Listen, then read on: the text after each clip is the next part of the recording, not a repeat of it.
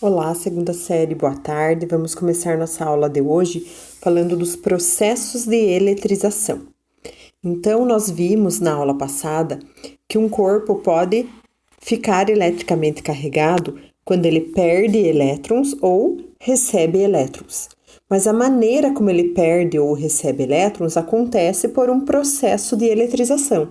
E quais são esses processos? Existem 3 processos de eletrização. Tá? Então, o primeiro que nós vamos ver aqui é a eletrização por atrito.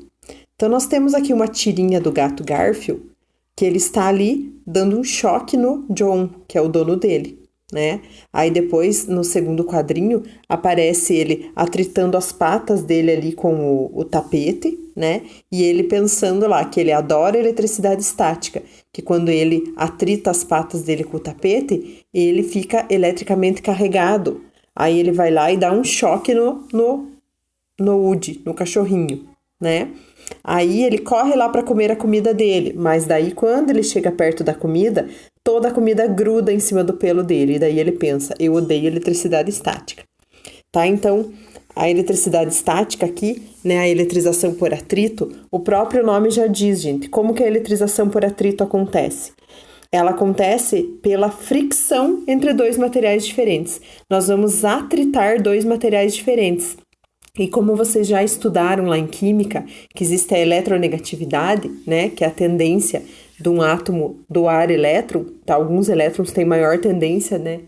Alguns átomos têm maior tendência de doar elétrons e outros de receber.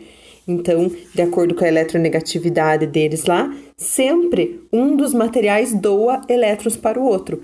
O material que doa elétrons fica carregado positivamente e o que recebe elétrons vai adquirir carga negativa, tá? Aqui nós temos uma outra figura, ó, que exemplifica. Ali está acontecendo o atrito entre um pente de plástico e uma flanela, tá?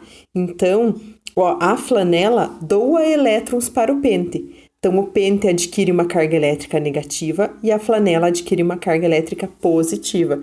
Quando nós aproximamos o pente dos pedacinhos de papel neutro, acontece uma força de atração, porque todo objeto carregado atrai um corpo neutro, tá?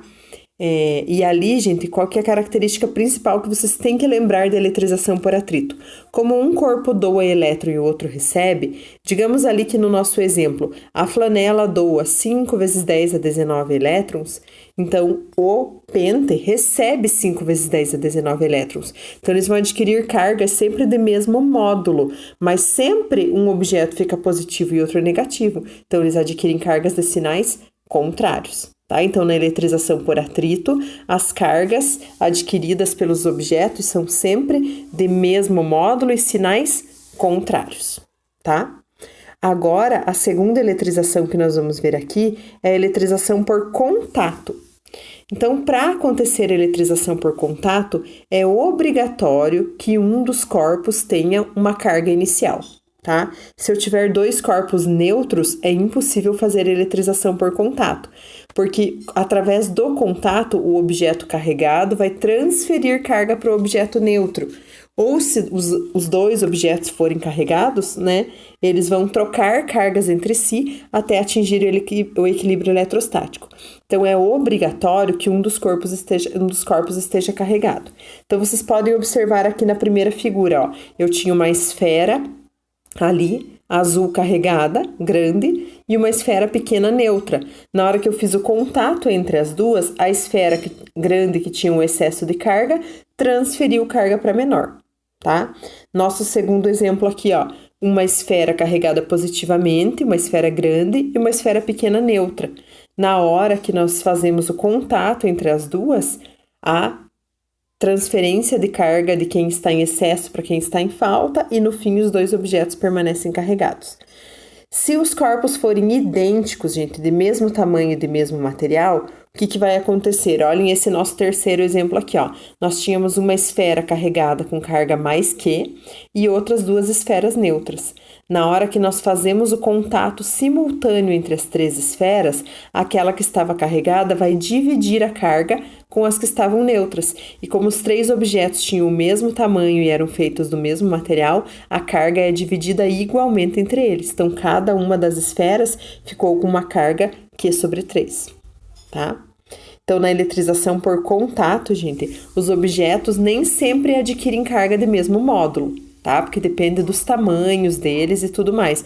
Podem observar que nos desenhos de cima aqui, ó, as esferas maiores ficaram com carga maior, as esferas menores ficaram com carga menor, tá? Então, elas nem sempre adquirem cargas de mesmo módulo, mas sempre de mesmo sinal, tá? Então, obrigatoriamente, elas ficam sempre carregadas com o mesmo sinal, tá? E o último processo de eletrização que nós vamos ver aqui é a eletrização por indução. Então, para acontecer a eletrização por indução, gente, também obrigatoriamente nós temos que ter um corpo carregado, que a gente chama de corpo indutor, e um corpo neutro, que a gente vai chamar de induzido. Então, observem aqui que nós temos um bastão eletrizado e ali uma base de uma haste isolante com uma esfera condutora neutra suspensa ali. Então, inicialmente os corpos estão afastados. Então, a primeira coisa que nós temos que fazer é aproximar o indutor do induzido. Então, nós aproximamos o corpo carregado do corpo neutro. O que acontece quando eu aproximo os dois corpos? O corpo carregado vai induzir cargas no corpo neutro, mas por enquanto ele só vai polarizar, tá? O que acontece? Como eu aproximei um bastão positivo, ele atraiu as cargas negativas para o lado dele e repeliu as cargas positivas para o outro lado da esfera. Mas a esfera ainda está neutra, ela tem a mesma quantidade de mais e de menos, a mesma quantidade de cargas positivas e negativas. As cargas só estão ali polarizadas, elas se separaram, tá? Aí, o que nós fazemos? Nós ligamos essa esfera neutra na Terra. E a Terra, ela vai perceber ali que daquele lado onde houve a ligação, tem excesso de carga positiva, ou seja, está faltando elétrons. E ela vai mandar elétrons da Terra para o nosso objeto, tá? Aí depois, o que nós fazemos depois disso? Nós cortamos a ligação com a Terra e depois afastamos os objetos. Aquela nossa esfera que era inicialmente neutra, como recebeu elétrons da Terra, agora se tornou um objeto carregado, tá? Então, ali, ó, eu aproximei um bastão positivo da minha esfera e ela adquiriu carga negativa. Então, na eletrização por indução, sempre os objetos adquirem cargas de sinais contrários no final, tá? Aconteceria a mesma coisa, gente. Aconteceria a mesma coisa aqui se eu aproximasse um bastão de carga negativa, tá? Ali eu aproximei o bastão de carga positiva, né? Mas se eu aproximasse o bastão de carga negativa da nossa esfera neutra, aqui o que ia acontecer, ó? Se o bastão fosse negativo, ele ia atrair os positivos para o lado dele e repelir os negativos para o outro lado. Na hora que eu fizesse a ligação com a Terra ia perceber um excesso de elétrons na esfera, e os elétrons não iam subir, eles iam descer para a Terra. Na hora que eu cortasse ali o fio Terra e separasse os objetos, a minha esfera ia adquirir carga positiva, tá? Então, sempre eletrização por indução, os objetos adquirem cargas de sinais contrários. E agora nós vamos falar um pouquinho do eletroscópio. Então, o eletroscópio, gente, ele é um aparelho utilizado para averiguar se um objeto está eletrizado ou não. Mas ele não possibilita fazer o cálculo, tá? Quantizar a quantidade de carga de um objeto. Ele só diz se o objeto está carregado ou neutro. Então, como que ele funciona? Ele tem uma esfera do material condutor. Existem dois tipos de eletroscópio, tá? O de folhas e o de pêndulo. Essa primeira imagem aqui que nós estamos vendo é do eletroscópio de folhas. Então, é uma esfera condutora, né? Aí ela tem uma haste metálica ali e lá na pontinha da haste tem lâminas de ouro ou tiras de papel alumínio, tá? O que acontece aqui, gente, quando eu aproximo um objeto carregado do meu eletroscópio? Ele vai causar a indução ali. Então, ó, eu aproximei um bastão com uma esfera positivamente carregada, ela atraiu toda a carga negativa lá para cima, repeliu toda a carga negativa para baixo. Como as folhas do eletroscópio ficaram carregadas com cargas iguais, elas se repeliram. Então, as folhas do eletroscópio abrem, mostrando que o objeto possui carga. Tá? Mesma coisa acontece se eu aproximo um objeto carregado negativamente do meu eletroscópio. Olhem lá, ele atrai os positivos para cima e repele os negativos para baixo. Como as folhinhas ficam carregadas negativamente, cargas iguais se repelem, as folhinhas do eletroscópio abrem.